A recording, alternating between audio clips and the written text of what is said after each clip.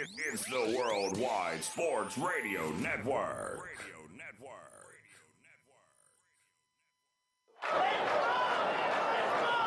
Broadcasting from coast to coast, city to city, coast to coast. It's time for the Ryan Hickey Show on the Worldwide Sports Radio Network. If it's happening in sports, it's being talked about right here. And here's your host, Ryan Hickey.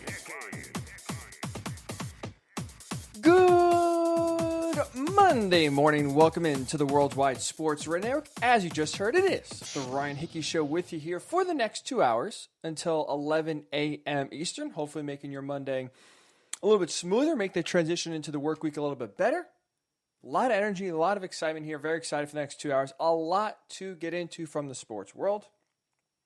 We seemingly now are getting closer and closer to a decision. Last night, the 49ers quarterback decision we'll get to here in a second. When they traded up from 12 to 3, we knew it was about to be for three guys because we knew Trevor Lawrence is going to go one of the Jaguars. Looks like 99% we could say Zach Wilson going to the Jets. So the 49ers trade up is going to be Zach Wilson, Trey Lance, and Mac Jones. Well, apparently it is now down to two. I'll tell you who those quarterbacks are and what they should do here in a second. We had a trade on Friday where the Ravens give, or I should say not give, but send Orlando Brown Jr. tackle to the Chiefs, who are in desperate need of offensive linemen. I don't really get it.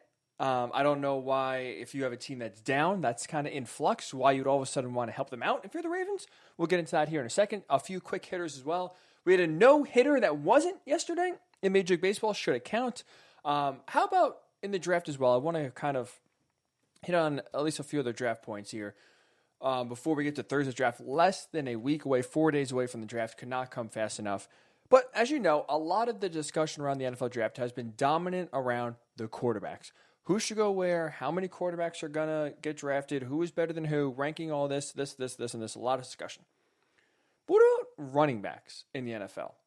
As we know, the most marginalized position really in the game now.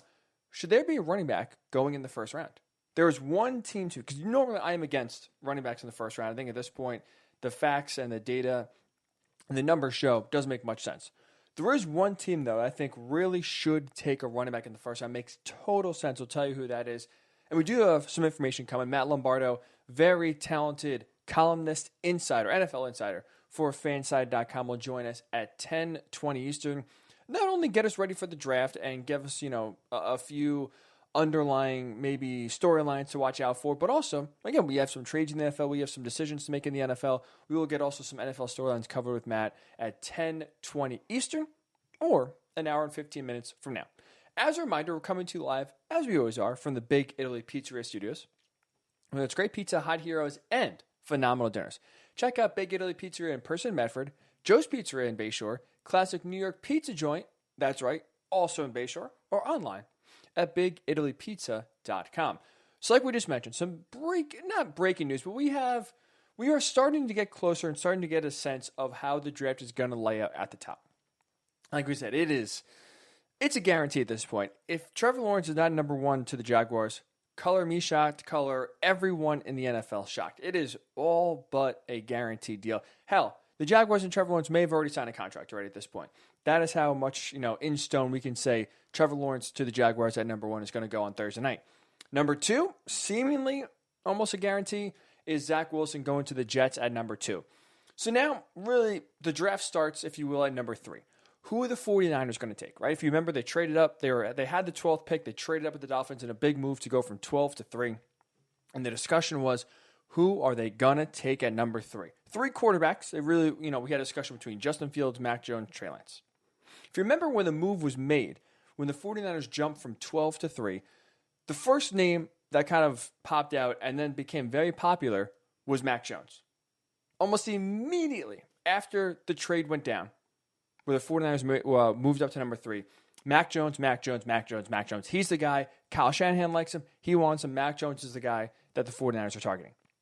And outside of some few rumbles, when Justin Fields had his pro day a few weeks ago, and then when Trey Lance had his pro day last week, okay, some of the odds shifted, and as you know, kind of like the flavor of the week, if you will, or oh, Justin Fields and Kyle Shanahan are smiling. What that means, that must be the draft pick. And people started to think Justin Fields. Same thing with Trey Lance now. But now it seems at least we are starting to get some clarity. Still don't have the answer, number 3. We are starting to get some clarity. As Ian Rappaport last night reported that the 49ers are reportedly down to 2 quarterbacks. They are deciding between 2 quarterbacks, Mac Jones or Trey Lance. So who should they take? Right? If it's down to 2, and seemingly now they're making a decision between Mac Jones and Trey Lance, who should be the guy the 49ers take on draft night on Thursday evening? For me, the answer should be Trey Lance.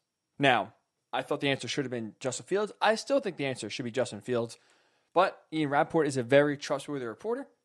Seemingly, I'm going to be wrong on this one. It's not going to be Justin Fields at number 3 to the 49ers. But I do think it should be, and it will be, Trey Lance at number 3, and here's why. He has the ability, he has the potential to follow in the Patrick Mahomes, Josh Allen path and be San Francisco's legitimate franchise quarterback for the next 10, 15, maybe even 20 years with how quarterback lifespans have gone so far.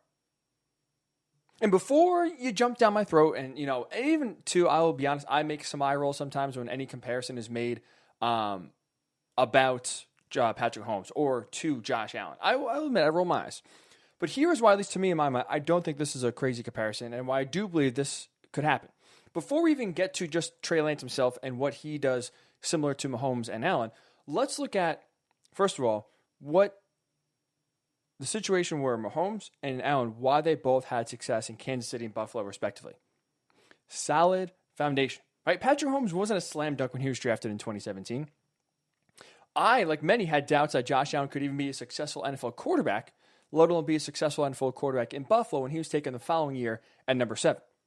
But there's one factor, I should say, that allowed both of them to flourish on their own timeline, in their own way, but allowed them to be where they are now as one of the best quarterbacks in the NFL, and that is a solid foundation. If you remember, right?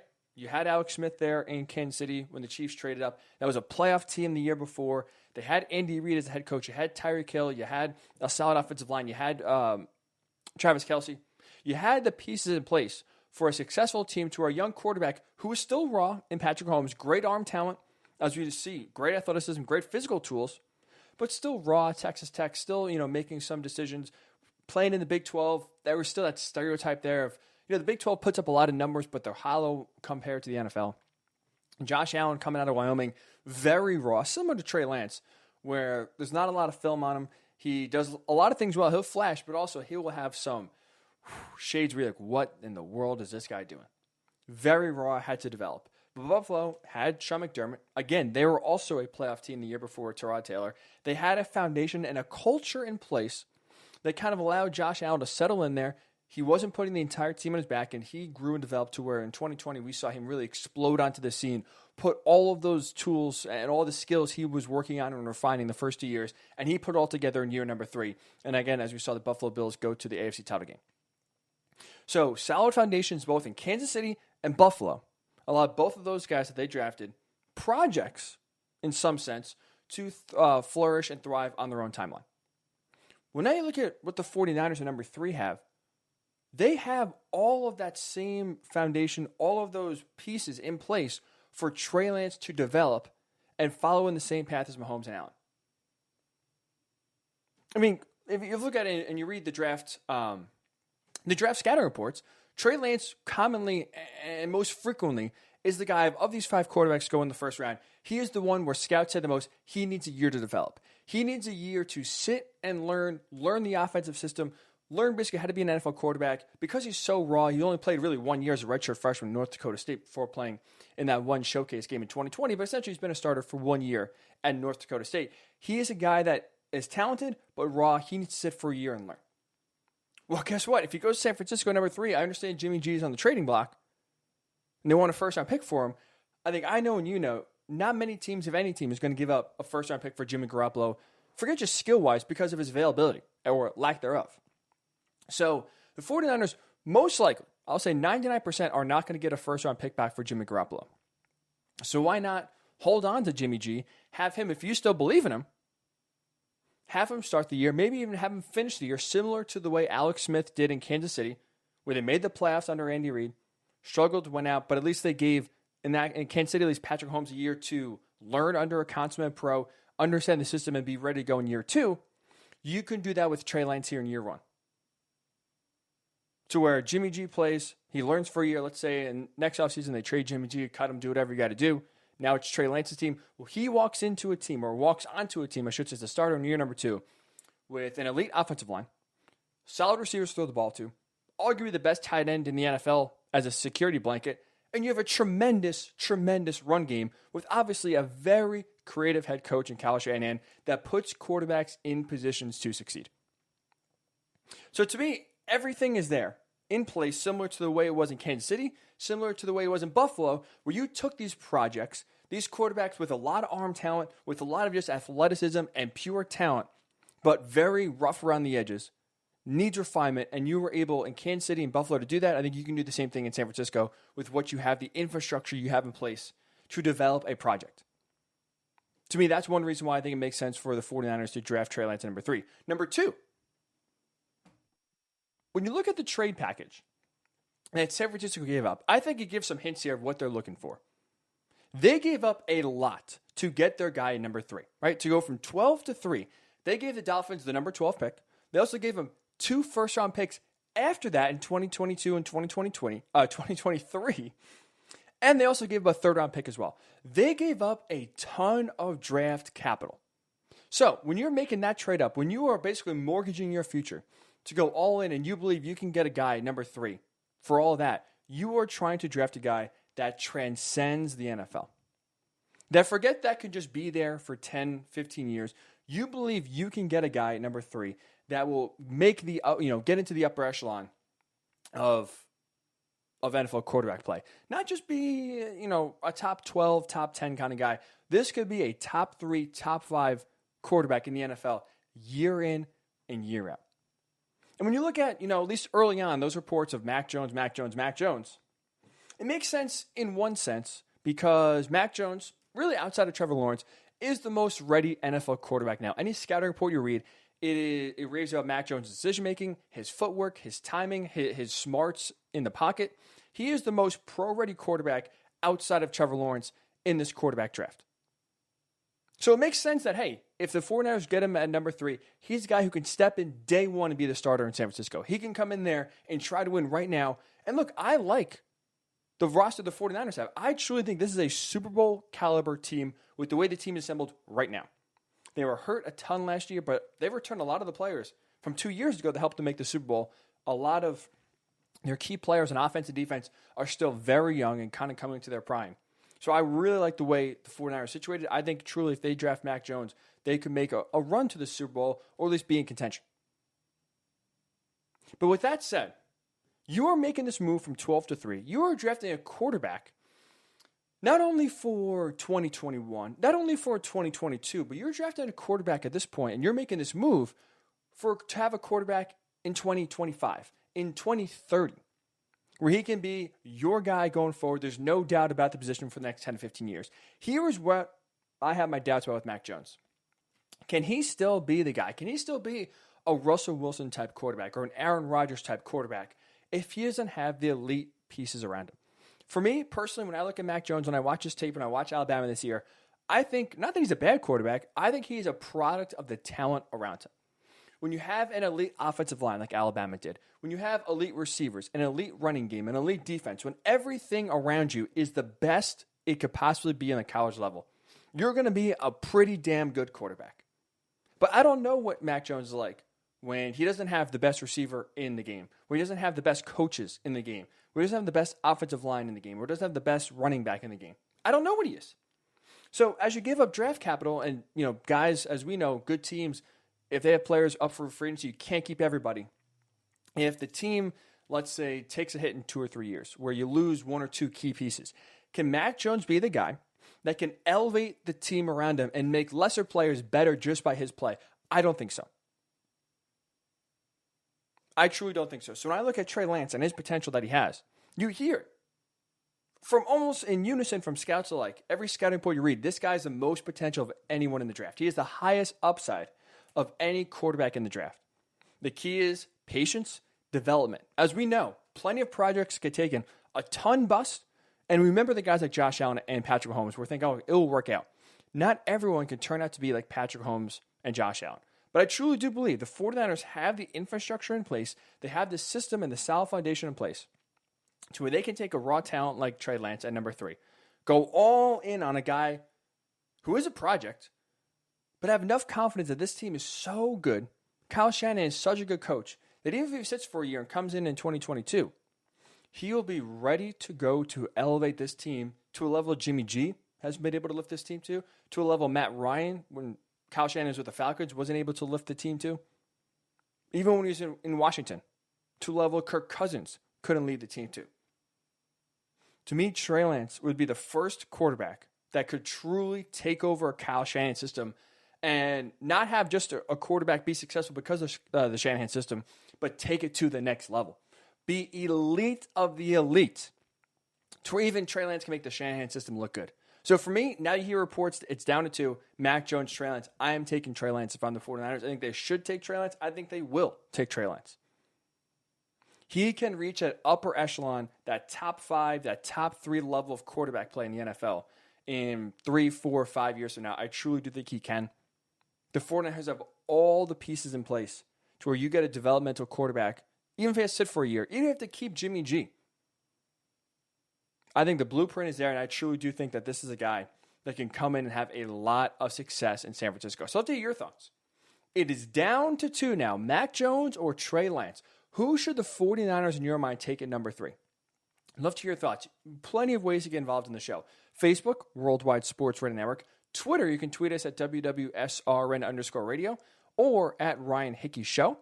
If you're listening on any of those platforms, either Facebook or Twitter, comment right there on the live stream. There's a comment section on both Facebook and Twitter. Love to hear your thoughts. Mac Jones or Trey Lance? Who should the 49ers take in your mind at number 3? We'll get your thoughts, and when we come back, there was a big trade in the NFL on Friday. The Ravens and the Chiefs. I have a question. Why in the world would the Ravens help out the Chiefs? I'm trying to go through it in my mind. I need answers. I don't have one. Maybe you have an answer. We'll discuss it next. It is the Ryan Hickey Show right here on the Worldwide Sports Radio Network. It's the Worldwide Sports Radio Network. Welcome back to the Ryan Hickey Show, right here on the Worldwide Sports Radio Network.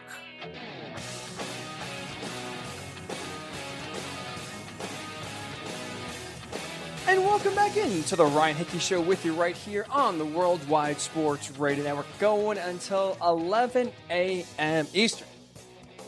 Just discussing, if you have any thoughts, and if you're just joining us, Ian Rappaport of the NFL Network last night reporting that the 49ers, right, many questions, a lot of mystery surrounding their pick at number 3.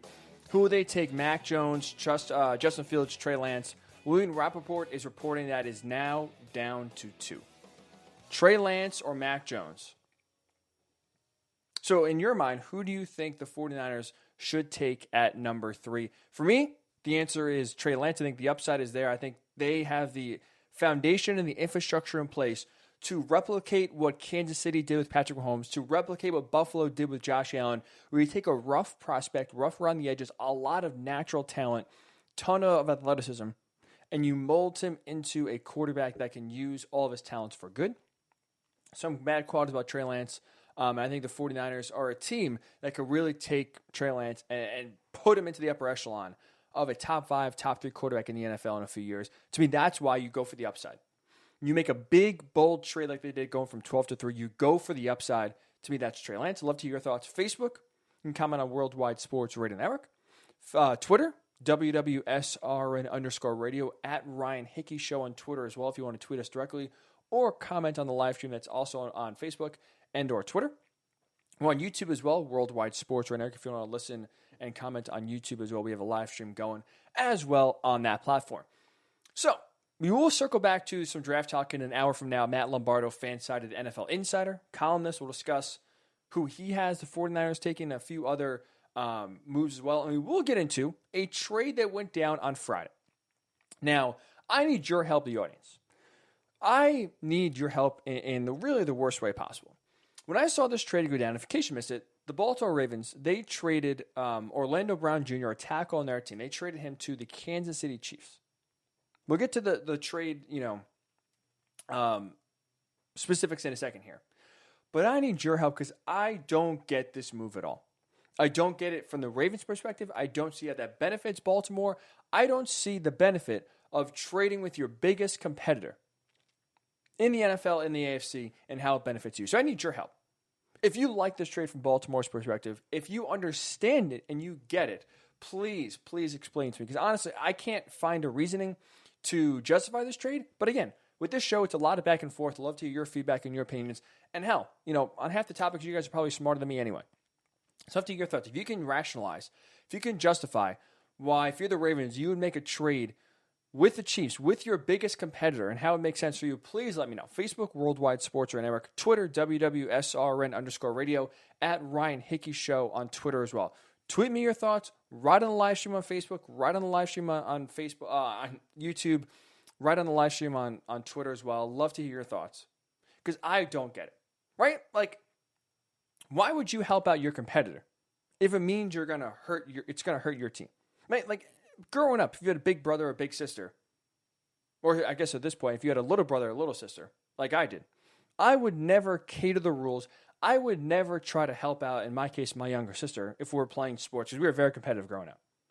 Whether it was basketball, baseball, soccer, whatever. Any tennis, checkers, whatever. Any board game. I would never, let's say if she couldn't do one thing, couldn't make a layup, or struggle with checkers, I would never outline the rules or do something that would benefit her to make her give her a better chance of beating me. Absolutely not. You win at all costs. You want to maintain that dominance if you're the older brother, older sister, and kind of just show, hey, look, you want to come at me, you could take a swing, but I'm still the best at this, and this, and this. So I can never picture myself helping out my younger sister in anything that we do to give her some sort of edge or to make her more competitive. So when I look at what the Ravens and the Chiefs are doing, I don't understand how, if you're the Ravens' perspective, how it makes any sense to help out a team in the Chiefs that is struggling right now, and I don't get how this trade makes you, the Ravens, any more closer to competing for a Super Bowl and getting there. So again, they traded the Ravens at Orlando Brown Jr. to the Chiefs. They traded Orlando Brown Jr., a second-round pick, and a sixth-round pick, and they got back in return from Kansas City a first, third, fourth, and fifth. Now, this is why it makes absolutely no sense for me. As we saw, the last game we saw the Kansas City Chiefs, what happened? Their offensive line, now, granted, there were injuries, but their offensive line got mauled, got destroyed, just got owned by Tampa Bay's defense. Patrick Mahomes was running for his life on practically every snap. I think it was Patrick Mahomes scrambled for over 500 yards, just running back and forth behind the line of scrimmage because every single play there's a rusher trying to take him down. He was pressured officially 29 times by the Buccaneers in the Super Bowl. Guess what? That is a Super Bowl record. So as we saw, the offensive line, especially because of injuries to both their tackles, Eric Fisher and Mitchell Schwartz, missed the Super Bowl for different injury reasons. But as we saw, the offensive line from the Chiefs was reeling, was struggling. Then even in the offseason, they made a ton of different moves to basically shore up that offensive line. They cut Mitchell Schwartz. They cut Eric Fisher. Now, they did address the interior of the offensive line. They signed Kyle Long out of retirement. They signed Joe Thuney from New England for a big contract in free agency.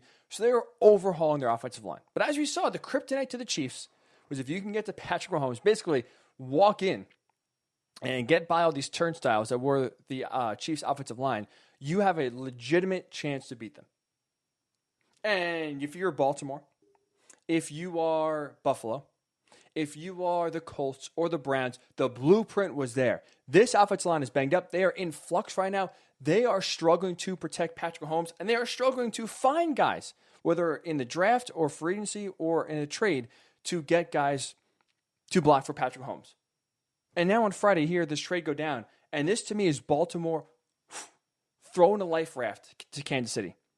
Oh, hey, Chiefs, I know you've gone to the Super Bowl the last 2 years in a row. You've dominated the AFC really since Patrick Mahomes became the starter.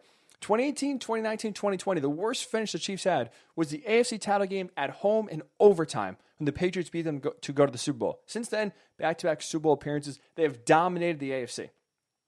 Hey, Chiefs, us the Ravens over here, I see you've been struggling. I see Patrick Mahomes running for his life. I saw you cut both tackles that you had that, could have been there for a while. You need help? You need a tackle? Sure. Here's a life raft. Here, take our young tackle in Orlando Brown Jr., so that way you can shore up your offensive line. So that way you can give Patrick Mahomes time. You can allow him to find his receivers. You can allow Tyreek Hill to run down the field. You can allow Travis Kelce to run a 15-yard route and give Patrick Mahomes time to hit those guys. Someone has to explain this to me, because if you now are the Ravens and you see an opening, a crack in the door, say, oh, look, hey, there's a weakness from the Chiefs. Maybe we can slide in here, make our Super Bowl run, make our presence known in the AFC. Instead, you helped out your biggest competitor. Because according to PFF, Orlando Brown Jr. now drafted and played mostly right tackle in his career in Baltimore, but when Ronnie Stanley got hurt about midway through the year and missed the time, Orlando Brown Jr. slid over from right tackle to left tackle, and guess what? According to PFF, Orlando Brown Jr. last year played in 389 pass blocking snaps. Guess how many sacks he allowed in those 389 pass blocking snaps? Zero. So you now have a guy going over to Kansas City to protect Patrick Mahomes' blind side that's pretty damn good at doing so. Why would you do that? Can anyone explain to me how that makes any sense for Baltimore when you give them a young player to help shore up the biggest weakness on their team? The offensive line is by far the biggest weakness right now of the Chiefs team. And they were scrambling, they were searching, they didn't like the depth of tackle in the draft. And this, we're going to go get a young guy here. And the Ravens said, hey, come get ours. Well, yeah, we'll help shore up and make sure it's easier for you to get to 3 straight Super Bowls. Someone's got to explain it to me. Look, I'll say this from the Ravens' perspective. I understand why they made the trade and moved on from Orlando Brown. Not making the trade to the Chiefs, but just in general. Because remember in the offseason, Orlando Brown Jr. came out, basically requested a trade publicly because he wants to play left tackle.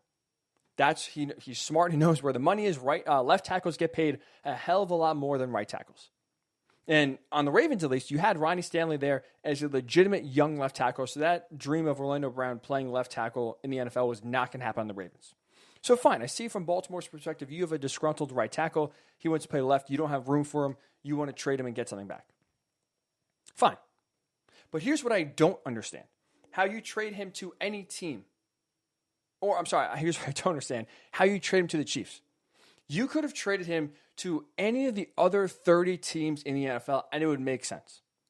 The one team I feel like you cannot trade him to was the Kansas City Chiefs, and that's what the Ravens did. Even if it comes back and we hear the offers that the Chiefs had the best offer on the table for Orlando Brown Jr., it still doesn't make much sense. Because guess what? If I'm the Ravens, if I'm Eric DeCosta, their general manager, if I'm John Harbaugh, their head coach, I am trading Orlando Brown Jr., and I'm getting less back to trade him to the Washington football team, to trade him to the Cowboys, or wherever, the Seahawks. Name your team.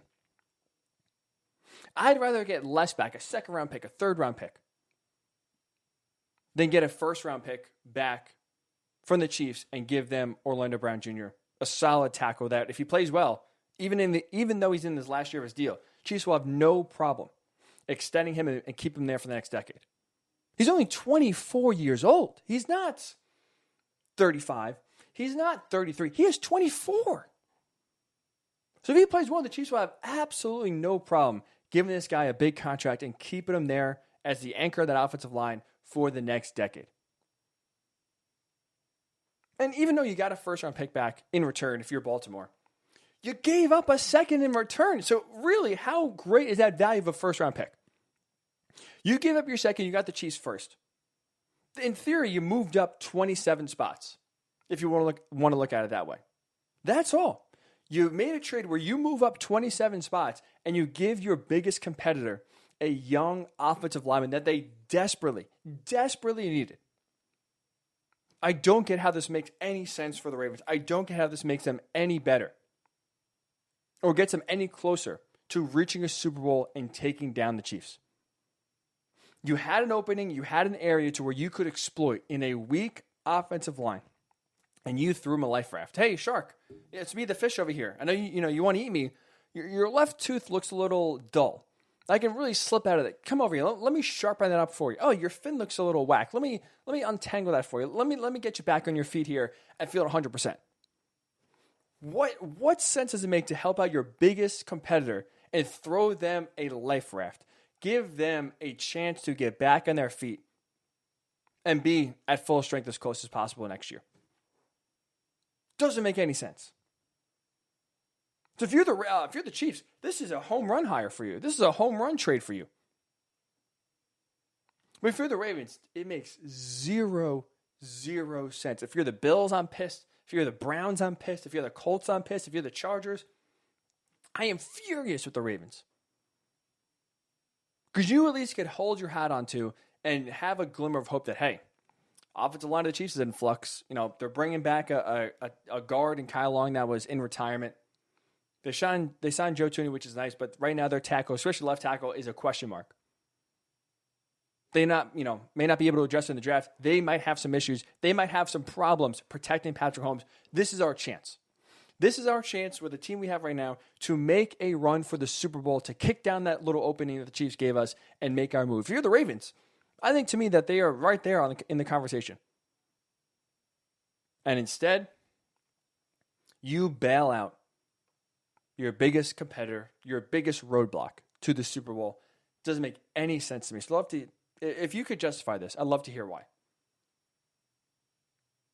I'm not going to yell at you. I'm genuinely interested in how this trade makes any sense if you are the Baltimore Ravens. How does this trade make you any better going forward in 2021 and beyond by giving the Chiefs a 24-year-old tackle that, as long as he plays well, again, in 389 pass blocking snaps last year, allowed 0 sacks. 0 sacks. Is now going to protect Patrick Mahomes' blind side, possibly for the next decade. Do they know something? They must know something. I hope they do, that we don't. That somehow they think this guy's going to stink. But I just don't see it happening. So I'd love to hear your thoughts. Can you make any sense of Orlando Brown Jr., of the Ravens trading a young tackle to the biggest need that the Chiefs had, to their biggest competitor, holding them back from a Super Bowl? So I'd love to hear your thoughts. If you can justify it, please let me know. Facebook, Worldwide Sports Radio Network. Twitter, WWSRN_radio, at Ryan Hickey Show, if you want to tweet me there as well. Comment on Facebook, comment on Twitter. Please, someone explain to me how this makes any sense, and the Ravens helping out the Chiefs, throwing them a lifeline and bailing them out. So get your thoughts. If you can justify this trade at all, I'd love to hear why. And when we do return, I do want to bring back a segment we did in football season that, kind of stopped, but I think it is, at least for today's show, I think worthy of bringing back. And that's a little quick hits. We'll call them quick hitters here. A few different things happened over the weekend in sports I want to touch on, including a no-hitter in baseball that wasn't. Should it count? Should it not count? We'll discuss that next. It is the Ryan Hickey Show right here on the Worldwide Sports Radio Network. It's the Worldwide Sports Radio Network. Welcome back to the Ryan Hickey Show, right here on the Worldwide Sports Radio Network.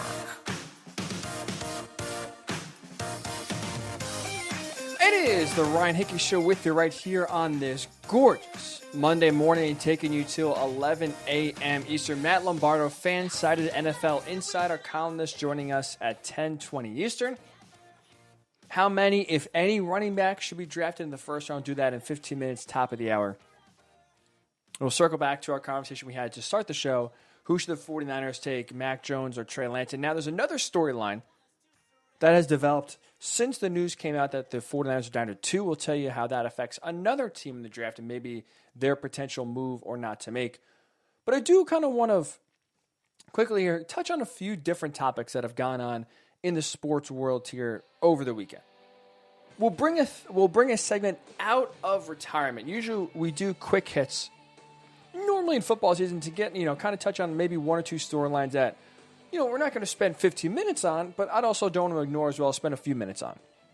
3 different things I thought happened over the weekend in sports that I kind of want to touch on. Most are positive. So let's bring some positivity to the show right here on the Worldwide Sports Run, Eric. Number one, I want to give props to Trevor Bauer, a lightning rod pitcher in baseball, a guy who flirted with my team in the Mets, kind of even teased Mets fans that, hey, I'm going to sign here, and then did a quick, about face, quick heel turn, if you will, to use a few WWE terms. Hope I'm even using those correctly. Not the big WWE fan, but I think those are two terms here that do fit what Trevor Bauer did, and he did end up signing with the Dodgers. But I do want to give him a lot of credit because he is someone who's a showman, right? He is someone who exudes a lot of passion on the mound. He's not afraid to express himself, whether it's good, whether it's bad. He has plenty of instances, and because of that passion, that emotion that he shows on the field, it has brought him to, brought fans to liking him, brought fans to hating him. But I want to give him a lot of credit here because one thing he's not is a hypocrite, and here's what I mean by that. So the Dodgers-Padres series, again, round number 2 this weekend, was incredible. Best rivalry right now in all of baseball in my mind. But on Saturday, you had Bauer pitching against the Dodgers. He allowed 2 home runs to Fernando Tatis, 2 solo shots. Well, the first home run that he allowed in the first inning to lead off the game, Fernando Tatis Jr. hits the home run, rounds first base, and if you're watching on the stream, kind of covers his eye like this. If you're at the doctor's office and say, hey, look at the board, read line number 3, and you put the one hand over the eye. He did that. Now, why he did that's not he was not closing his eyes and hitting a home run at the plate. He did that to mock Trevor Bauer because back in spring training, there was an inning where the Dodgers were playing the Padres in spring training, and for one inning, Trevor Bauer kind of pitched with one eye open, just one eye. Closed one eye. Still don't really know the reason for it, but it's Trevor Bauer. He does a lot of wacky things. So Fernando Tatis Jr. remembered that, didn't forget it, and when he hit a home run off of Trevor Bauer in a game that counts, mind you, not spring training, he let Trevor Bauer know, hey, you want to pitch with us with one eye open, maybe better you work with 2. And after the game, because as we know now, right, when any player celebrates a home run, when there's a big bat flip, maybe he takes his time running the bases. Maybe he's too loud on the dugout or too excited to hit a home run. What normally happens? A player gets hit, right? Pitchers throw at the hitters, trying to send a message. The game really, baseball prides itself on policing the game themselves, right? To where if something happens on the field where a player slides in too hard or maybe pimps a home run or is chirping too much, pitchers will throw at the batters, send a message. You know what Trevor Bauer did not do on Saturday? He didn't throw at Fernando Tatis. He didn't throw at Manny Machado to send a message. He didn't throw at any Dodger hitters to send a message. Padre hitters to send a message, excuse me. And after the game, he praised Fernando Tatis for the celebration. So that's what baseball needs. We need more celebration, more players celebrating their accomplishments because hitting a home run is hard, and less pitchers being sensitive, less pitchers basically throwing at batters to get upset. He is trying to push the movement to allow players to express themselves. And I give him a lot of credit because he's a guy who, again, when things are going well, he's very vocal on the mound, very passionate, shows a lot of emotion, will scream when things are going well, not afraid to talk trash. And to his credit, even when now the shoe's in the other foot, when he's the one that is on the other end of serving up a home run and the player is celebrating, he goes, you know what? Here I am celebrating. You have the right to celebrate as well because if I can get fired up, you can get fired up. So good for Trevor Bauer. Because that's really the first time we've heard a pitcher, especially a pitcher of his stature, right, being one of the best pitchers in the game, to where he's advocating for batters. Guys trying to strike out, advocating them to celebrate if you hit a home run off me. Good for you, man. I'm not going to throw at you. I'm not one of those pitchers that gets upset and sensitive. If I do, it's on me to strike you out the next time. It's on me to not give you an opportunity to celebrate, which that's really how the mindset should be, right? If you're that upset about a player celebrating a home run, don't allow a home run. Don't give him the opportunity to celebrate. And I give Trevor Bauer a lot of credit after the game for basically saying that. Right? You never really hear pitchers kind of giving props to batters and not saying he enjoyed the celebration, but enjoying the fact that players are expressing themselves. So give a lot of props to Trevor Bauer, a guy who, again, lightning rod, very polarizing player in baseball. But he truly, though, I think in his heart of hearts, does want what's best for baseball, marketing, advertising-wise, and I think players expressing themselves is part of that reason. Good for Trevor Bauer on that. We had a return to the court. Kevin Durant, after missing a week of games, he got hurt last Sunday with a thigh contusion, missed a week of games. He returned to the court yesterday against the Suns.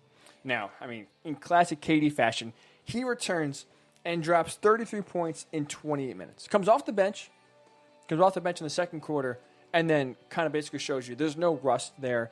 There is no trying to get back into the rhythm. He comes in after missing a week, off the bench, 28 minutes, drops 33 points. Looked smooth, looked natural, did not look like he's in any pain. Now, this is not a knock on Kevin Durant, but this is another question I kind of had in my thought. Because if you listen to the show, I am not a Nets believer. I don't think that they will make the finals, in part, not because of their talent. I do question, and I think we won't be able to see it until the playoffs start, I do question how this team responds to adversity. Kevin Durant, as we've seen, very petty, very passive-aggressive. He rather confronts you on social media than confronts you in person. So I don't think, if things get rough, I don't think he's the leader to kind of bring the team together and get him out of it. Kyrie Irving, I don't see being the leader either, to rally the team if they go in an 0-2 hole or down 3-2. And James Harden, I think, is very passive. He is not the leader that you need. We've seen that in plenty of instances in Houston. So I question more the leadership and how they respond to adversity in the playoffs as the reason why I don't think the Nets will make a run to the finals and or win the finals. But there's another concern that I have now, and when you look at it, I think it's valid. Will this team even, be healthy, stay healthy in the playoffs? I was kind of looking at Kevin Durant's game logs this year. Do you want to take a guess quickly here? How many consecutive games in a row Kevin Durant has played at one time? So this year, how many games, what was the most amount of games in a row he has played consecutively without missing a game for rest or injury? The answer is only 6. And that was back in mid to early January. The most amount of games he's ever played in a row consecutively this season is 6 games. So now, when you watch Kevin Durant go with thigh contusion, that, look, maybe it's more serious than we thought. On the replay, when it happened against the Heat last Sunday, to me, it looked like a classic dead leg. If you've ever gotten, a knee to the thigh, it bruises up, it swells a little bit, but, you'll get a bruise there. It's tight for a little bit, but it's just a classic dead leg, classic Charlie horse. Nothing more than that. He missed a week. And this year, in totality, if he's only played 6 games in a row, can we really expect, and should we be expecting, that Kevin Durant can play a full playoff series, let alone play 4 playoff series in a row and stay on the court for all 4? I can't feel confident right now in saying that. Now, to the Nets' credit, they played pretty well in his absence. But now as the playoffs ratchet up and we're starting to get closer, James Harden, as we know, obviously trying to come back from the hamstring injury, maybe won't even return before the playoffs. So now you have a guy who possibly could try to work his way back into rotation come playoff time. You have Kyrie Irving, who's been there, leaves his absences, but for the most part, injury-wise, has been pretty healthy. And Kevin Durant, who, again, has played consecutively the mostest games this year, has played 6.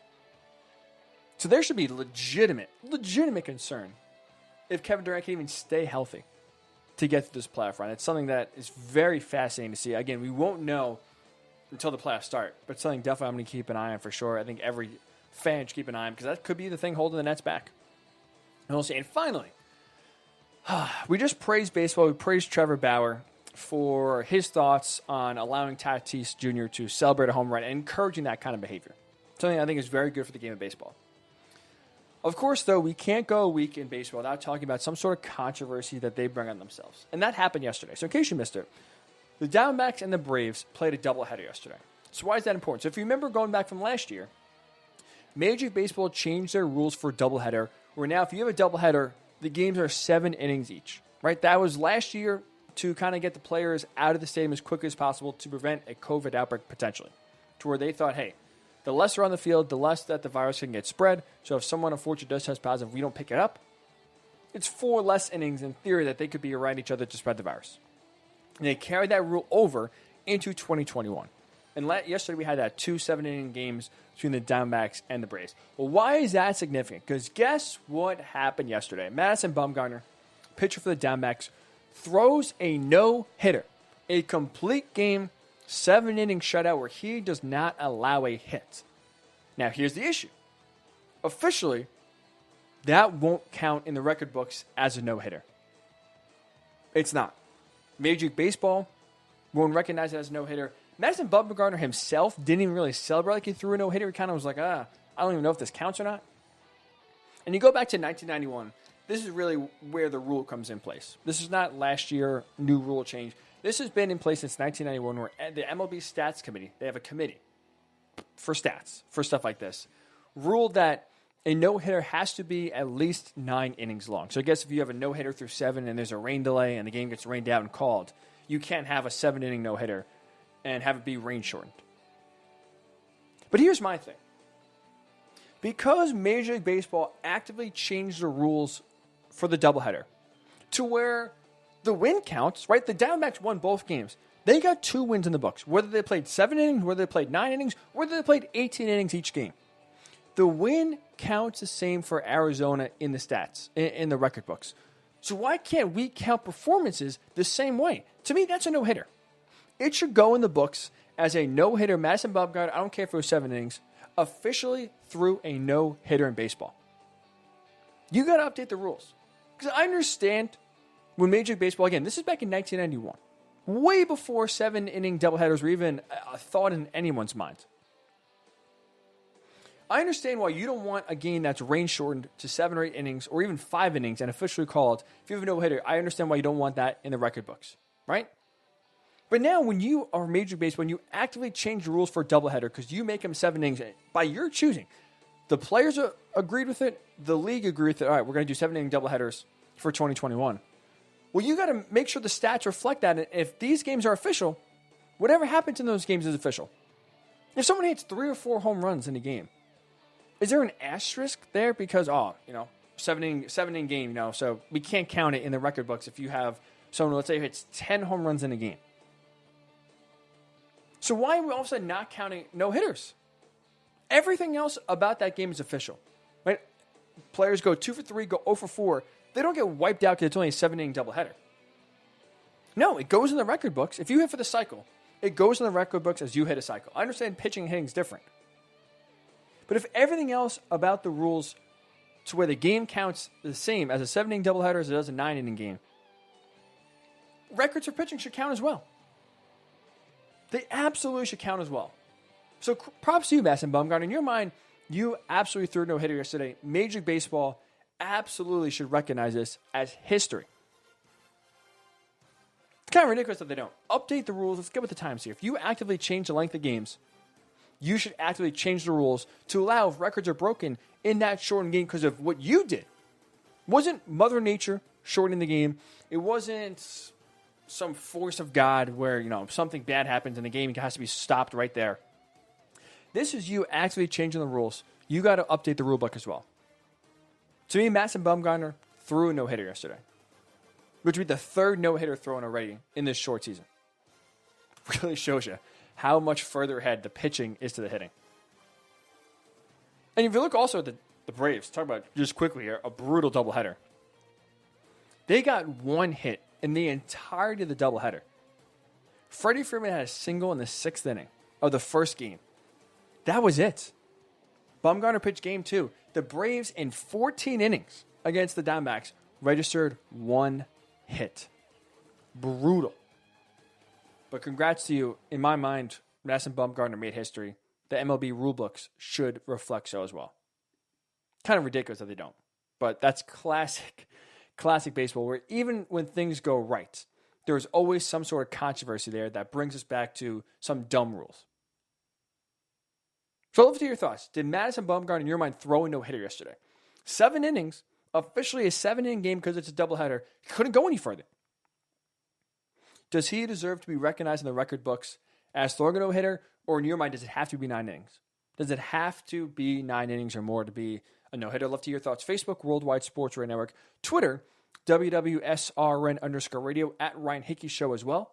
When we come back, to draft a running back or not draft a running back, the most marginalized position in all sports, is it worth using a first-round pick on a running back, and why there's one team, only one team in my mind, that could justify drafting a running back in round number 1. I'll tell you who that team is when the Ryan Hickey Show returns right here on the Worldwide Sports Radio Network. It's the Worldwide Sports Radio Network.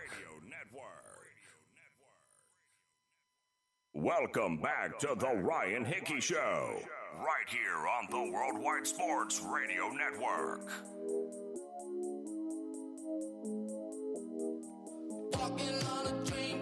Hour number 2 of the Ryan Hickey Show with you right here, taking you till 11 a.m. Eastern. 1 hour down, 1 to go. We appreciate you joining us on a Monday morning right here, exclusively on the Worldwide Sports Radio Network. Matt Lombardo, FanSided NFL Insider, joining us in 15 minutes from now. Seemingly, the 49ers are down to 2 options at the number 3 overall pick. Trey Lance or Mac Jones. We get Matt's thoughts.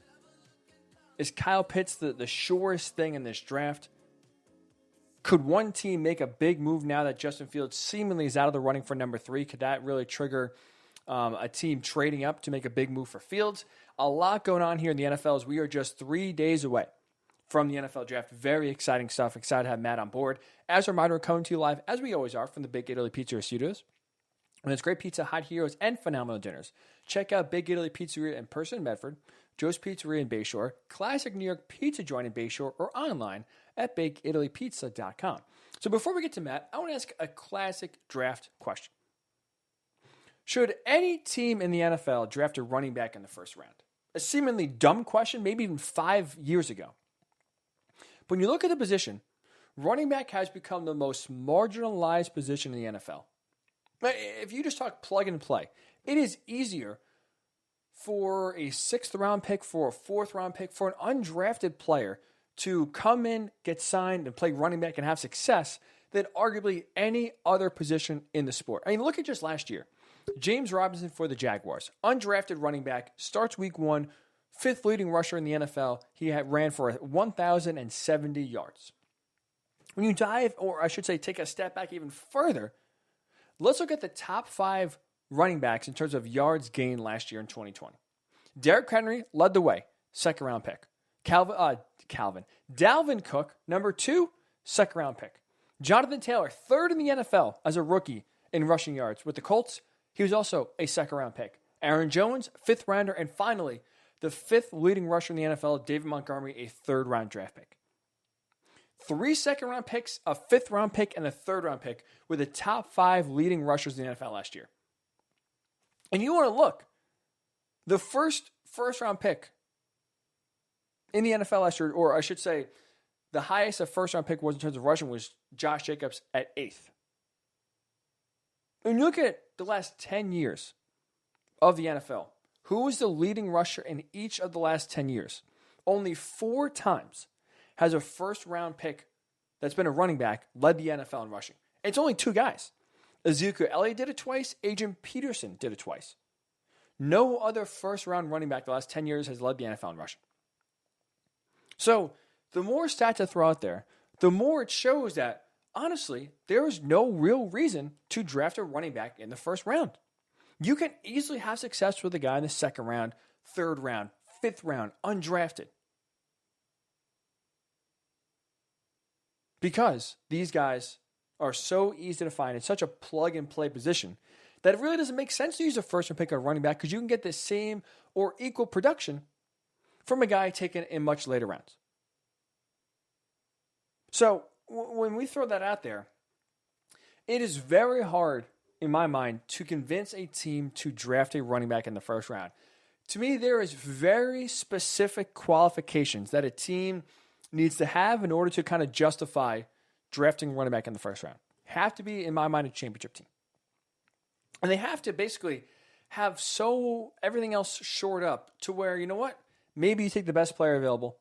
And because now teams are less and less inclined to draft a running back in the 1st round, maybe you do get a 1st round talent, but he drops to 25 or 28 or 30.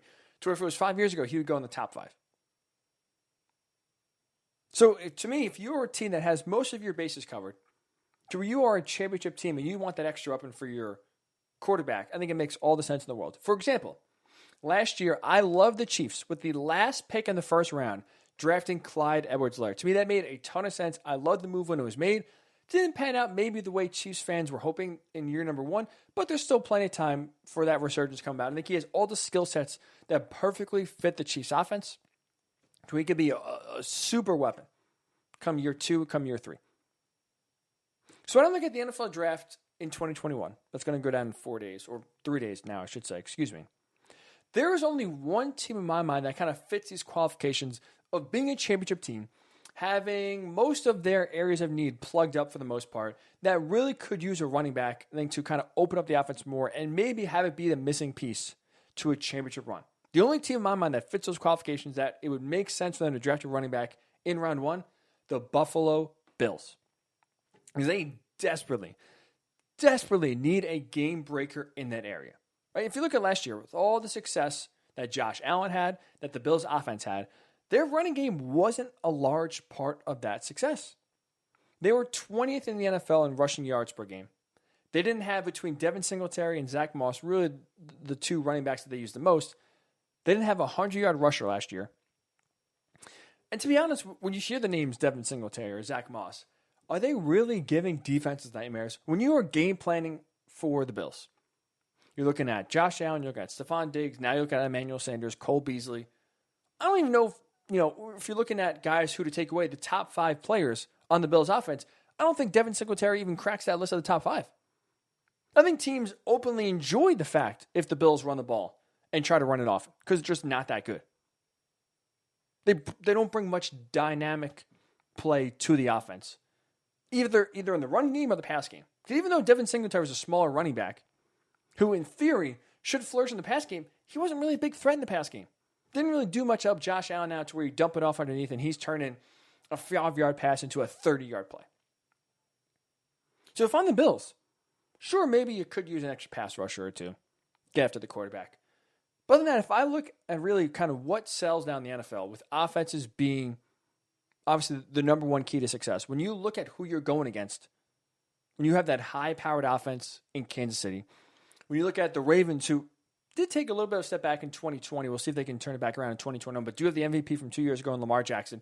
They have an explosive offense. The Browns are really starting to build something to where I think in year 2, Baker Mayfield will take a huge step. There are some offenses here that are going to give you and going to be able to score a lot of points on you. Can you keep up?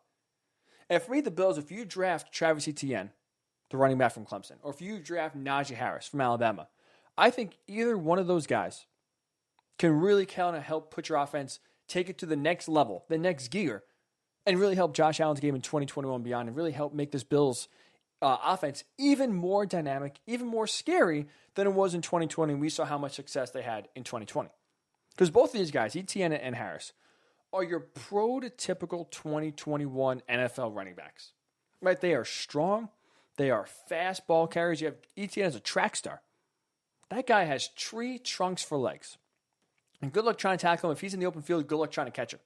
He's a home run hitter, but also run over you and get those tough yards. Sitting with Najee Harris, a little bit slower, but super athletic. You see that highlight of him leaping over a Notre Dame defender in the College World Playoff game. He again, is a truckload to take down, and he had a ton of success running over SEC defenses in 2020. So both are super strong, fast ball carriers, and guess what both of them also are? Tremendous threats in the passing game. Where, again, you dump off a screen to Travis Etienne or Najee Harris. They are taking that little 5-yard pass, taking it 30 yards, 40 yards, 50 yards, 60 yards, touchdown. You weren't getting that from either Devin Singletary or Zach Moss. And not to mention, Zach Moss, because those two running backs the Bills had last year, they were different, right? Singletary's more the speedster, where you had Zach Moss more the powerful goal line back, if you will. Third and one, you're going to bring Zach Moss in to get those tough yards. Neither really had success in the role they were supposed to bring. Zach Moss didn't, well, I guess he was okay in goal line, but he, again, wasn't one of those guys that outside of a 3rd and 1 or a 3rd and goal, you're going to bring in and keep him on the field for 3 downs. And Devin Singletary, not really consistent, not really getting you going on a 2nd and 10, getting a 7-yard gain. Wasn't too consistent again. Even in the passing game, wasn't that big threat where defenses have to kind of worry about where he always is, like a Christian McCaffrey, like even a Clyde Edwards-Helaire, who you kind of always have to keep tabs on because if he's just as dangerous in the passing game as he is the run game. But that's what both Etienne and Harris present here for the Bills, that I think it makes total sense and would be a very smart move for either of those guys to get drafted by the Bills. Other than that, I don't really see any team in the first round drafting a running back that makes sense. The Steelers, I've read a lot of mock drafts. Really, the two, if there was going to be a second team, because the Bills are a popular team to mock draft a running back to, the other team is the Steelers. To me, I don't see how that makes any sense because Najee Harris or Travis Etienne aren't improving the Steelers' running game because that offensive line is so banged up. They're right now going through a major transition where they're trying to replace 3 out of the 5 offensive linemen. Well, you got to do that by drafting more offensive linemen. Just me, despite the fact that the Steelers had the worst run game in the NFL last year, the worst run game, by far the worst, 32 out of 32 when it comes to running the ball. It makes sense for them to draft an offensive lineman because I don't think a running back, whether it's Etienne or Harris, despite the fact that I like both of them a lot, I think they both fit today's NFL game perfectly. That offensive line is so in flux right now, they don't, to me, make the running game any better. So to me, that's why there's only one team where it makes sense where you draft a running back in the first round. I think it's the Bills. And I think either Etienne or Harris, whatever one that they prefer, I think would both be a great fit and unlock that offense, take it even to the next level. I think it'd be a good pick. To me, that's the only team in the NFL in the first round that makes sense to where a running back would go and I wouldn't go crazy. Where it wouldn't be, really, is that really the best value you could do with how easy it is, as we saw, to get running backs in the 2nd, 3rd, 4th, 5th round and have them be successful. So when we come back, I'm very excited about Matt Lombardo on, FanSided National NFL Insider, columnist. Now that we are down to 2 seemingly for the 49ers, number 3, Mac Jones or Trey Lance, who does Matt think the 49ers will take? Does he think, we talked about earlier in the show, there's this Orlando Brown trade to the Chiefs. How does this benefit the Ravens at all?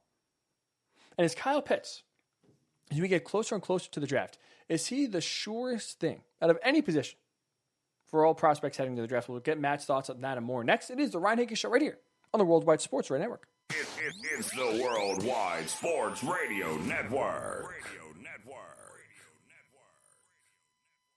Welcome back to the Ryan Hickey Show, right here on the Worldwide Sports Radio Network.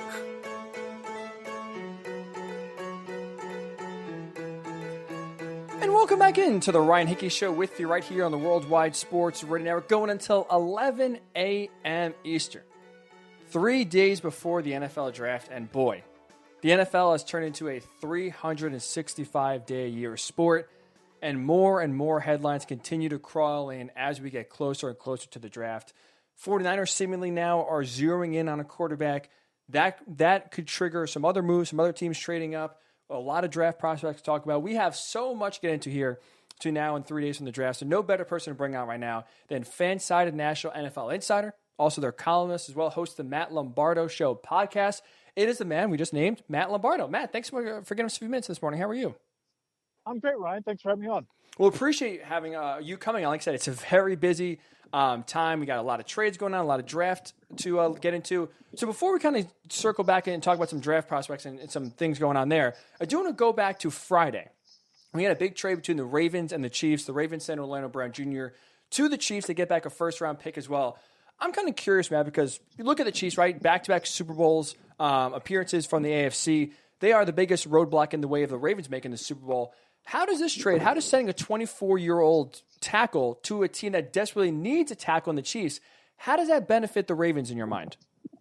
Yeah, I'm not sure how much this benefits Baltimore other than the fact that they might have been under the illusion that they weren't going to be able to get a long-term deal done with Orlando Brown. And you got to remember that they are certainly on the cusp of putting together a long-term contract extension for Lamar Jackson. And once you pay a quarterback, it gets significantly harder to build around that quarterback. So I just don't know that given their salary cap situation that they looked around and figured that they'd be able to tie both of those guys up long-term at franchise quarterback and franchise tackle money. So they wind up, trading Orlando Brown, getting back a first-round pick. And, their belief is that at some point over the next 2 years, they can go and draft a tackle. But the biggest winner here is the Chiefs. And I think that they're quietly one of the bigger winners of the offseason because they saw what happened, and GM Brett Beach watched what happened in that Super Bowl and saw Patrick Mahomes just get knocked around and just relentlessly pressured by the Buccaneers defense. And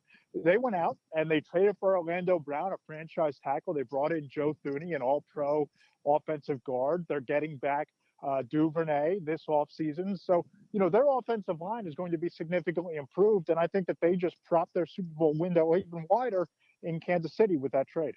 I'm totally with you, which is why when I look at it from Baltimore's perspective, to your point, right, like Orlando Brown, one, he wants to play left tackle, being right tackle, it's not going to happen in Baltimore. I get that, sure. If you're afraid now that he enters his last year of the deal that he's going to walk away and you get nothing for it, I get it from Baltimore's perspective for wanting to get ahead of that and trading Orlando Brown. But I look at it, Matt, and it's like to trade him to the Chiefs, you could have done it to any other team. But to almost throw the Chiefs a lifeline, to your point, the last time we saw, even though they're banged up, Kansas City, they couldn't protect Patrick Mahomes. He's running for his life. I mean, even if the Chiefs are the only team to give you a first-round pick, wouldn't it make more sense to maybe get less to give them to, I don't know, let's just say Washington football team or the Seahawks or any other team that was interested? Wouldn't it make more sense to trade him somewhere else and get less back than, I mean, essentially help out your biggest competitor? Sure, but we don't know if those offers came in, right? And if Washington offered a third-round pick for Orlando Brown, I don't think that that's as appetizing as a first-round pick from the Kansas City Chiefs, even if that first-round pick is pick 31 or 32.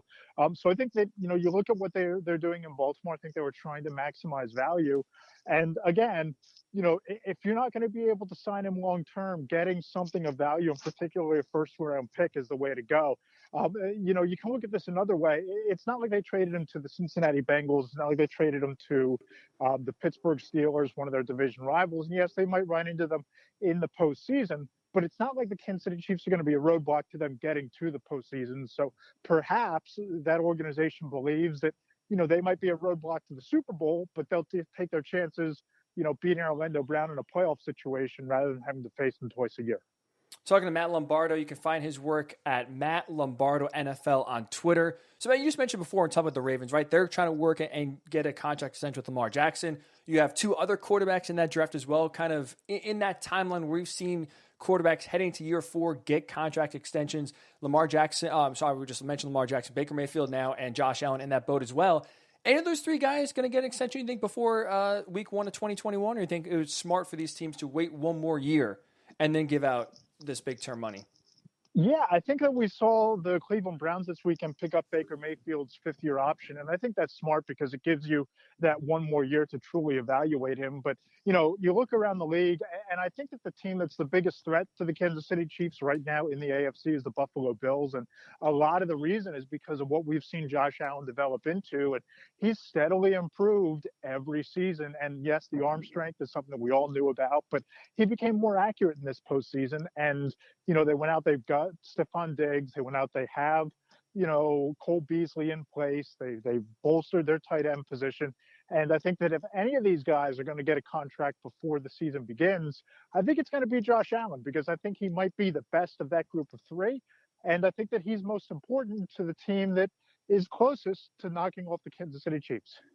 I'm with you there. Yeah, I think it's, like I said, I do like the Browns as well, pick up the 5th-year option. Just see one more year, Baker, see if you can develop or develop year number 2 under the Kevin Stefanski system. And once you can see that, it's smart, because the last thing you want is another Jared Goff or Carson Wentz big-time extension, and then 2 or 3 years left going, we are in big trouble here. I'm talking to Matt Lombardo, FanSided National NFL Insider. Matt, let's turn attention to the draft, because last time we had a report from me and Rappaport basically saying that the 49ers are now down to 2 quarterbacks they're zeroing in on, Trey Lance or Mac Jones. So it seems like Justin Fields now is out of the running to be drafted at number 3 by the 49ers. Now, I was looking at your latest column from last week. You were out in front of this, had Trey Lance going number 3 to the 49ers. Why do you feel like that he is the best fit for San Francisco? I just think that, you look at his downfield accuracy, you look at what he does, you look at the fact that I think he's a little bit more polished than someone like Mac Jones, and just the desperation that John Lynch has shown in trying to get a franchise quarterback. I think that, he's probably the 3rd or 4th best quarterback in this class. I spoke with Randy Mueller, who was the 2000 NFL Executive of the Year, on my podcast on Friday. He believes Justin Fields might have the highest ceiling of any player in this draft class.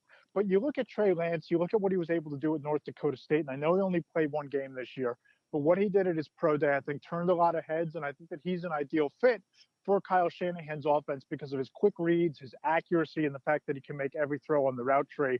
So, if I were sitting in San Francisco, I would probably be leaning towards Justin Fields, but I think if you're talking scheme fit in Kyle Shanahan's offense, I think that Trey Lance winds up being the pick. And you could find, Matt, you just referenced your podcast, the Matt Lombardo Show podcast, find that on all platforms as well. So Matt, I'm curious, because you said Trey Lance, in your mind, is the most polished quarterback in this draft, even, or at least more than, I should say, Mac Jones, excuse me. I'm curious because a lot of the evaluations reread as a guy like Trey Lance, who probably more than any other quarterback in this draft will need a year to sit. If that's the case, do you think that Jimmy G will stay with the 49ers through 2021? Or is this a guy where even if you do draft Trey Lance number 3, you think he can play relatively early on in 2021? I think that you need to play him, right? I think days of, quarterbacks carrying a clipboard for a year or two are long gone. And, when you start to look at the teams that are going to need quarterbacks, well, let's just say that the Denver Broncos move up and they wind up taking Justin Fields, or if Fields falls to them at number 9. There are still teams in this league that need quarterbacks. And I think that New England is certainly a team to watch for a potential trade with Jimmy Garoppolo. Bill Belichick knows what he has in him.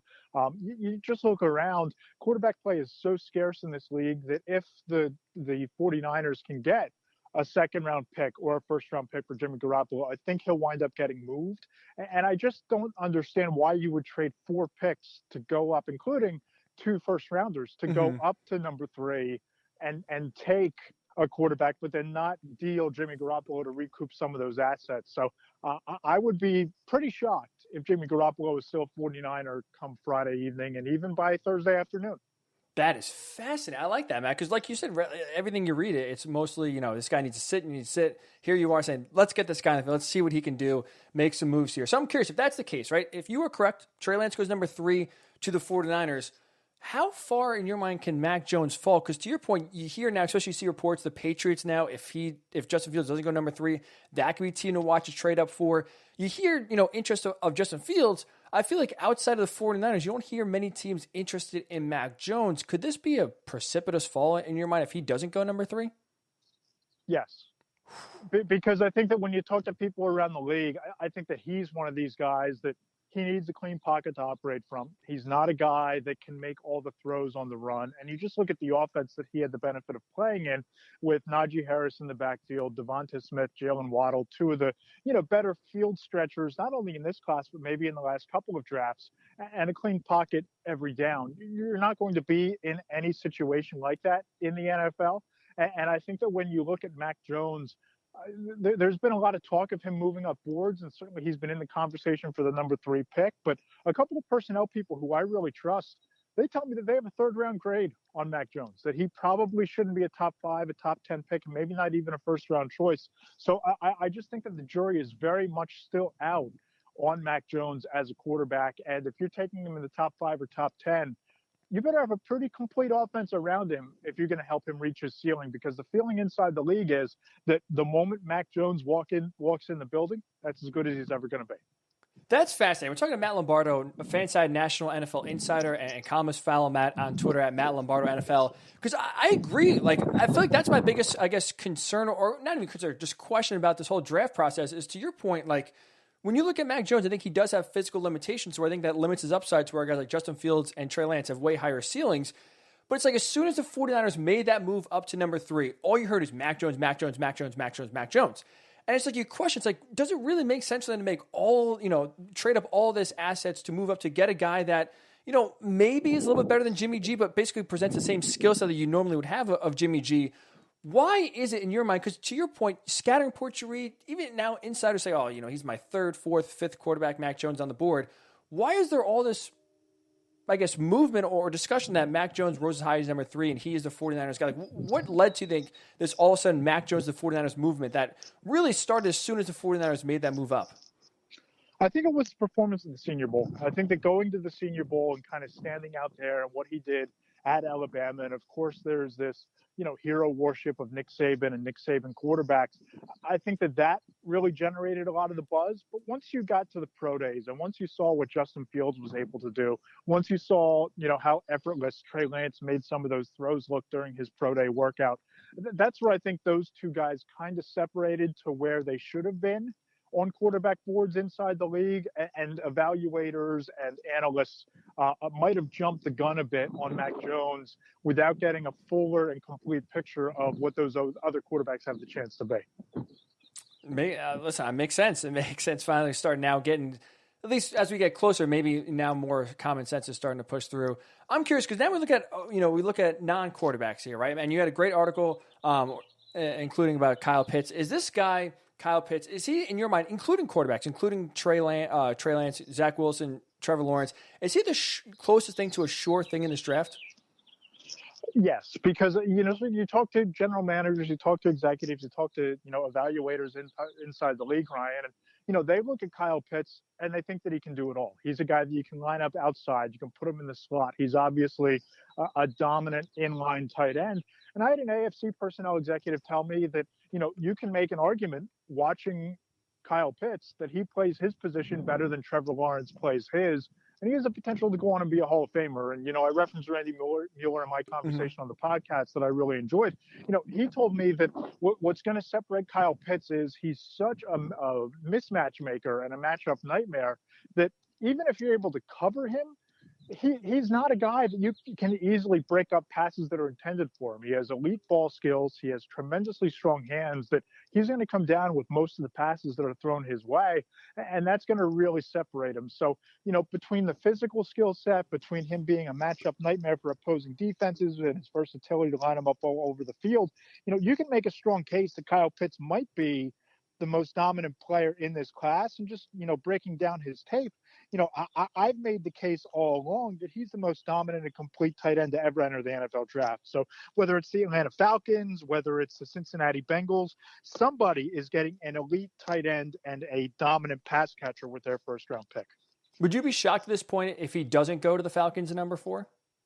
I would, only because, you talk to a lot of people inside the league, and this very strong belief is that, Falcons owner Arthur Blank is enamored by Kyle Pitts and that he has a very strong memory of what Tony Gonzalez meant to the Atlanta Falcons. And his belief is if you drop him into an offense that already has Julio Jones, if he stays, Calvin Ridley, and, you put Kyle Pitts in that mix, all of a sudden you have one of the more dominant vertical passing games in the league with the quarterback in Matt Ryan that you still have 2 years of control under. So I'd be pretty surprised if Kyle Pitts makes it past 4. I'm with you. And even if Matt Ryan struggles this year and you got to move on, maybe have to draft a quarterback next year. And that is a great situation to bring a young quarterback into when you have Calvin Ridley, you have Kyle Pitts there as well. Obviously, maybe Julio Jones is even out, maybe even early this year, but still have those two receivers and tight ends on your team next year going forward is great for every young quarterback you want to bring into. We're talking about Matt Lombardo, FanSided National NFL Insider. Find Matt's work at Matt Lombardo NFL. Also check out the podcast, the Matt Lombardo Show podcast. A few more questions for you here, Matt. I want to talk about defense because that really, obviously, as we know, not a side of the ball to discuss much, especially early on in the draft. It's quarterback heavy, it's receiver heavy. But how about, I want to bring a guy we both have mutual interest in, Micah Parsons, going to the prestigious, the elite Penn State University. I say that definitely as an object alum, definitely no ties there for sure. Is he, in your mind, worth a top 10 pick in this draft? Yeah, I'd be surprised if he's not a top 10 pick in this draft. He's certainly worth a top 10 pick. And, I watch Micah Parsons and I see a guy who, on the defensive side of the ball, has the highest ceiling and the highest floor. I just don't know how at the next level he isn't an immediate plug-and-play superstar, a guy that can contend for NFL Defensive Player of the Year almost every year because his versatility to line up off the edge as a pass rusher. You got to remember that he was a 5-star defensive end, the top defensive end in his recruiting class before arriving in Happy Valley and becoming an All-American inside linebacker. He can get downhill from the inside linebacker spot. He's a playmaker. He can go sideline to sideline in coverage. And, I talked to a personnel executive earlier this offseason who said that he has a higher ceiling coming out than Devin White did when he came out of LSU. And you saw the impact he's made on the Tampa Bay Buccaneers. You hear names like Ray Lewis, Luke Kuechly, thrown around as comps for Micah Parsons. And I think that those are all very much within his reach. I think he's a tremendously gifted athlete and a versatile defender. It's just a matter of where does he fit in on the board, right? Because if you have 4 or 5 quarterbacks that are chosen, then you start to look at some of the other positions. Kyle Pitts, you look at the receivers, Jamar Chase, Jalen Waddle, Devonta Smith. Now you have to wonder who takes a defensive player in the top 10. And, my belief, just, talking to people and reading between the lines of some of Dave Gettleman's comments, that if Micah Parsons is on the board at number 11 and Devonta Smith isn't, I think there's a really good chance that Micah Parsons is lining up alongside Blake Martinez in the Giants defense this fall. Selfishly, as someone living on Long Island here, and I know you cover the Giants as well in depth, that'd be great. Selfishly for both of us to watch Micah Parsons up close and personal here on a nice level like that, week in, week out, be a lot of fun. 2 questions for you, Matt, to finish off here. Number 1, what team in your mind, is it the Broncos, the Panthers, the Patriots, is most likely to make a move to try to trade up for a quarterback? Is there one team that kind of keeps on, you know, when you talk to people that keeps on coming back, say, this is the team that's going to be aggressive? Yeah, I think it's New England. I really do. Because, you know, I know that they brought back Cam Newton, but that was really a one-year prove-it deal. And, you know, you look at what happened in Tampa Bay and Bill Belichick seeing Tom Brady go down and win a Super Bowl. I think there's added pressure there. And they went out and they bolstered the supporting cast on offense, getting the 2 top tight ends in Jonnu Smith and Hunter Henry in free agency. And, you know, I just don't know that Cam Newton is a guy at this stage of his career who's going to get you to the postseason, let alone win you a couple playoff games to get you to a Super Bowl. So whether it's trading for Jimmy Garoppolo, whether it's trading to move up and get Justin Fields, I think the Patriots are very much that favorite to go up and get a quarterback. And another team, you know, if Fields makes it to 9, I wouldn't be shocked if Pat Shurmur pounds the table for Justin Fields. He seems to really fit, you know, his style of quarterback and, you know, the type of guy who could make that offense really hum with all the young talent they have out there at wide receiver. That'd be a lot of fun. Like I said, with that offense, would be a lot of weapons there, a lot of fun to watch. So speaking of that, Matt, my last question is this. Because obviously, as we know, we have dissected all these quarterbacks, all 5. What do they do well? What don't they do well? What would be a good fit here? What would be a good fit there? Rank them all 5. I feel like one thing we can't do, and it's hard to do just because we don't know where they're going to go to after the draft, is kind of rank the destinations. Rank and talk about the teams that will take a quarterback. Can they put their quarterback in a position to succeed? Obviously, the 49ers are almost an outlier in this just because we rarely see a team as talented as they are draft this high. So taking them out of the conversation, whether it's the Jaguars, whether it's the Panthers, the Broncos, the Patriots, what team in your mind has the best setup to, if they do draft a quarterback in the first round, that has the best, you know, situation to have them come in there and thrive? I think it's the Jets. Because really? You know, you look at what GM Joe Douglas has done in there. You look at the fact that they have a rising offensive coordinator in Mike LaFleur. You know, I think that Zach Wilson immediately arrives in a higher upside offense and a far more stable situation from a leadership standpoint than Sam Darnold ever had. And maybe I'm a little bit higher on Corey Davis than most people, but I think that he has the potential to be a top 10 receiver in this league. And you saw what he did in a really run-oriented offense. But you know, I was really high on Denzel Mims coming out of Baylor last year, and injuries really plagued his rookie season. But if Mims is healthy and reaches his potential, you have Jamison Crowder there. You have, obviously, Corey Davis. You have Mekhi Becton, a franchise left tackle. And Wilson's a guy who you talk to quarterback coaches around the league and evaluators. He really excels at making throws off platform and, you know, not having to set his feet. The names Brett Favre and Patrick Mahomes roll off evaluators' tongues when it comes to Zach Wilson. So if he's 1/5 of that type of player with the supporting cast he has around him right now, I think the Jets surprisingly are a really soft landing spot for a quarterback in this particular offseason. It's funny, man, because I look at the Jets right now, and I don't view them much differently than I did in 2018 when they brought Sam Darnold in. He was supposed to be, you know, the guy, the savior, if you will, to come in and bail this Jets out of this quarterback hell they've been in for, I mean, frankly, since they had Joe Namath and won the Super Bowl. Is it Robert Saleh himself? Is just overall everything better situational wise? Do you think this time in 2021 drafting a quarterback in the top 3 will work out better than it did last time with Sam Darnold? Yeah, I think it's situation. I think that Saleh, you know, is much higher regarded than Adam Gase is as a head coaching candidate. I think that the offense has more upside today than it did when the Jets drafted Sam Darnold in 2018. And I just think that there's more of a clear vision for what the organization hopes and pretends to be under Joe Douglas than there ever was under Mike McCagnon. So, you know, you just look at all of those things and you look at a division now that doesn't include Tom Brady, that the real roadblock to winning that division isn't New England, rather it is the Buffalo Bills. And I think the Jets are a team that within 2 or 3 years, if Wilson winds up being, you know, half of to a fifth of the quarterback prospect that everybody believes he has the chance to be, I think that they could really make some noise. Matt Lombardo NFL is where you can find Matt's great work on Twitter, FanSided National NFL Insider. Also, make sure to subscribe and listen to the Matt Lombardo Show podcast. Matt, really appreciate all the information and the discussion here for the last few minutes. Enjoy the draft. I know it's going to be crazy between now and then. Enjoy it, and thanks so much for the time here. You got it, Ryan. Appreciate you. Thanks for having me on. Thank you again, Matt Lombardo. Very talented NFL insider columnist for FanSided.com. And again, Matt Lombardo NFL is where you can find all his great work. Fascinating. He thinks the Jets are the second best landing spot in the draft if we take away the 49ers. We want to react to that. And also, now that we are down to 2, Trey Lance and Mac Jones seemingly for the 49ers taking number 3. I do agree with what Matt said about Trey Lance having and being the far better pick than Mac Jones. We'll discuss that. And now you're starting to hear reports on Twitter starting to trickle out that, hey, because now Justin Fields maybe isn't going to be the guy at number 3, one team could make an aggressive move to go pursue him. We'll tell you who that team is to close out the Ryan Hickey Show when we return right here on the Worldwide Sports Radio Network.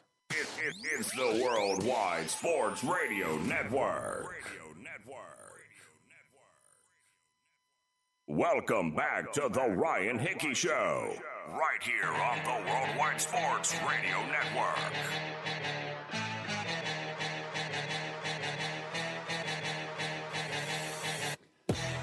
Welcome back into the Ryan Hickey Show with you right here on the Worldwide Sports Radio Network. Rolling for a few more minutes till the top of the hour, 11 a.m. Eastern. We will say adios on this Monday morning. Make sure you're liking us on Facebook, Worldwide Sports Radio Network. Following us on Twitter, WWSRN_radio. Subscribing on YouTube, Worldwide Sports Radio Network. We are live on those platforms, not just for this show, but every single show here we do on the Worldwide Sports Radio Network. Ton of great shows here for whatever you like. WWE, NHL, basketball, football, baseball, gambling.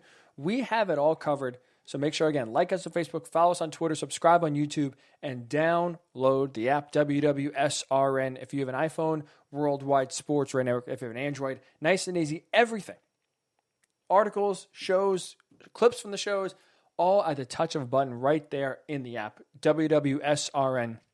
If you have an iPhone, Worldwide Sports Network, if you are or do have an Android. So we appreciate Matt Lombardo, FanSided NFL Insider, for joining us here for a few minutes. He said some fascinating things that I want to discuss and wrap up about our conversation with. Number one, I'll give Matt a lot of credit.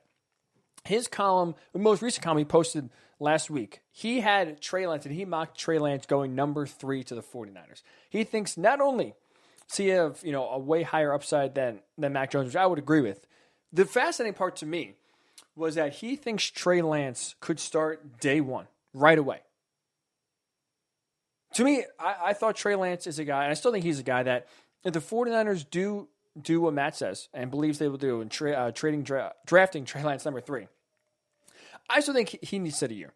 I think he's a guy that rough around the edges, a lot of natural talent, great arm strength, a lot of things he does well, but the inexperience, only starting for 1 year. I think he's a guy that could really benefit from sitting down for a year, kind of learning the offense, digesting it all, learning from Jimmy Garoppolo, who knows how to run the offense pretty efficiently. You keep Jimmy G because both Matt and I agree, you're not going to get a first-round pick back for Jimmy Garoppolo.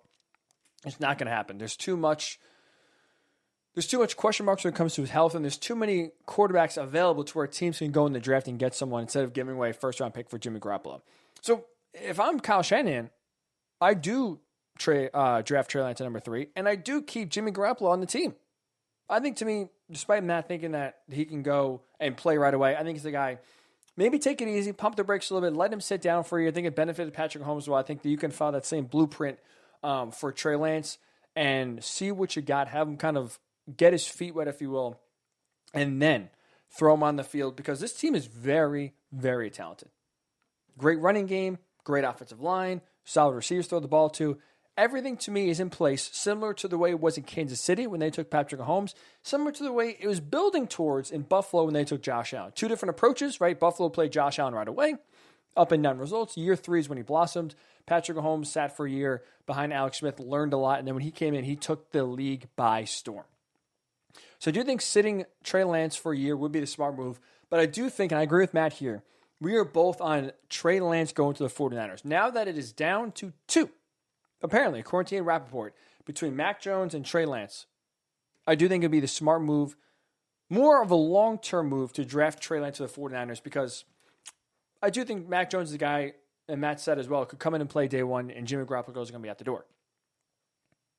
But is Mac Jones the guy that can come in and elevate a team, or is he a product of his environment? For me, personally, I think Mac Jones is more of a product of his environment, where he had the best receiver in the game in Devontae Smith. He had arguably the best running back in college football in Najee Harris. The best coaches in college football with Nick Saban, and we saw with Steve Sarkisian. You had a tremendously talented offensive line. Everything was elite with Alabama surrounding Mac Jones, and I think, to me, his play was elevated because of all that eliteness around him. Where he's a guy now in, let's say, 2, 3, 4 years, if the 49ers lose a player or two, can he come in there and elevate the team and make the players around him better? I have my doubts. I don't think so. I think his play can be elevated because of the greatness around him. But as we know, if you want to win a Super Bowl, if you want to be consistently great and have a guy you can rely on, you need a quarterback to make not only be better when the talent around him is better, but also elevate the talent around him to where if you have a guy that's not great, your quarterback can elevate, whether it's a running back, whether it's an offensive lineman, whether it's a receiver, can elevate their play because he's just so good.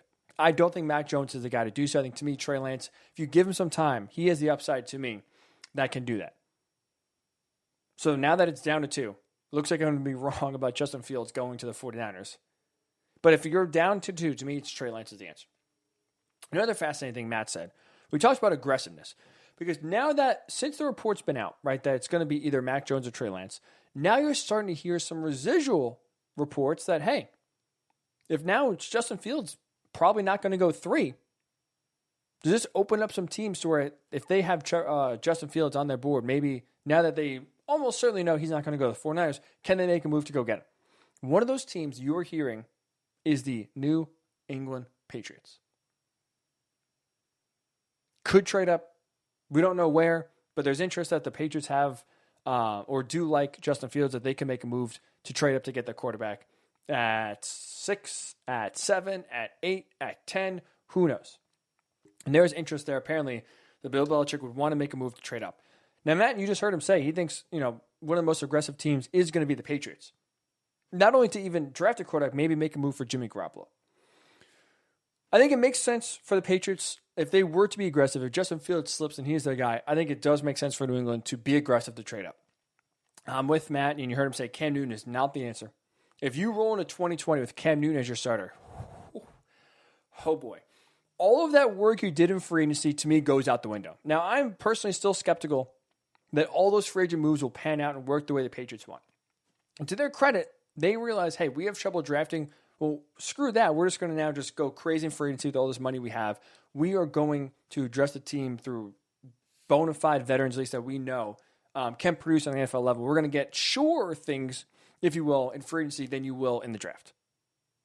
But if you have Cam Newton rolling out there as your starter on day one, not only rolling out there as your starter on day one, but no one in the wings, no Justin Fields, no even Jimmy G, no one there to compete with him, and it's Cam Newton or bust. The Patriots, to me, are not only not making the playoffs, they are, again, throwing away all of the work that they did in the offseason to acquire Hunter Henry and Jonnu Smith and Nelson Aguilar and Matthew Judon. Throwing it all away because you don't have a chance to make the playoffs, in my mind, if you have Cam Newton as your quarterback. So it makes sense. And I think the Patriots right now, with where they're positioned, with the way they've struggled in the draft, it makes sense to give away a few picks if you can trade up, get a guy like Justin Fields, who I am very, very high on. You heard Matt Lombardo say he has some scouts he's talking to have Justin Fields as the highest upside quarterback. You can get a guy with the biggest ceiling, the highest upside. Trading up, I would do it. And I think that at least they have the pieces there to give Fields a chance to succeed compared to last year. If he was on this team last year, I think Justin Fields is in a world of trouble. Not because of him, just because the offensive line was banged up, the running game stinks, the receivers are awful.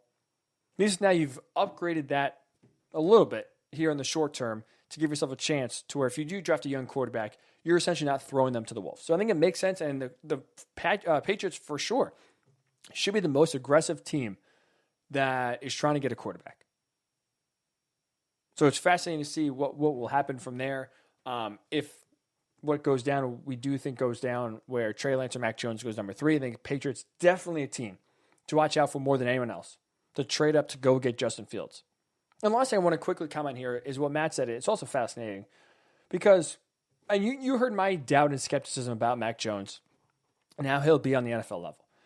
And for what we heard, and all we really do hear is Mac Jones to the 49ers, Mac Jones to the 49ers, Mac Jones to the 49ers. There's no other team connected to Mac Jones where if he doesn't go number 3, if it does end up being Trey Lance at number 3, right? There's no real other team connected to Mac Jones. Maybe the Patriots at 15, but you heard Matt, he thinks he could fall and fall fast. And I agree with him. I think you look at Mac Jones, there's no real other tie, there's no real other team showing legitimate interest so far that we know about other than the 49ers. So for all the questions and where it doesn't make much sense to where athletically he has a ceiling, to where I agree with Matt where he said, like, I think Mac Jones is a product of his environment where you're playing against the best. That kind of elevates your game and makes you maybe even better than you are. And you heard Matt say, he talked to some people that the best Mac Jones you'll get is when he walks to the door. It's only downhill from there. I am fascinated to see if it does go and does end up being Trey Lance at number 3. How far does Mac Jones fall? Because I think to me, the natural landing spot, or the one you think that would make the most sense, would be the Patriots at 15. Well, if the Patriots at 15 are aggressive in going after Justin Fields, I don't think the Broncos, I don't think the Panthers would pull the trigger on Mac Jones. And you are going to get down there where it is going to be maybe you have Sean Payton with the Saints kind of feeling like a security blanket here in case Jameis Winston doesn't pan out. Let's go get Mac Jones. It's going to be fascinating to see where he falls and how far he does fall if it does not end up being the 49ers number 3. So I really do appreciate Matt for joining, and it's just some fascinating stuff to watch out for between now and Thursday night. Should be a lot of intrigue, should be a lot of fun. Speaking of which, I'm excited for Thursday's show. We will be here. Next time we're on the air, we will be just hours away from the NFL draft. We will the plan is to bring on a few Worldwide Sports Radio Network contributors from other shows, because guess what? They are fans of different teams. You have some Bengals fans on staff, Jets fans, Giants fans. We will do a preview of the draft and what a few different teams should do as well, and we'll get you all jacked up, all ready to go for the NFL draft. So that'll be a lot of fun. So make sure you tune in Thursday. 9 a.m. is when the fun starts here, leading you into the NFL draft on Thursday night. So that'll do it for this edition of the Ryan Hickey Show on this Monday. Really appreciate Matt Lombardo from FanSided for giving us a few minutes here and giving us some fascinating insider notes that he's been working on, talking with executives and different scouts and coaches about. I really appreciate you listening, tuning in, making your Monday, or making us a part of your Monday morning, I should say. So we'll be back on Thursday, 9 a.m. right here on the Worldwide Sports Radio Network. Between now and then, stay safe, stay sane, and we'll talk to you on Thursday morning right here on the Worldwide Sports Radio Network. It's the Worldwide Sports Radio Network.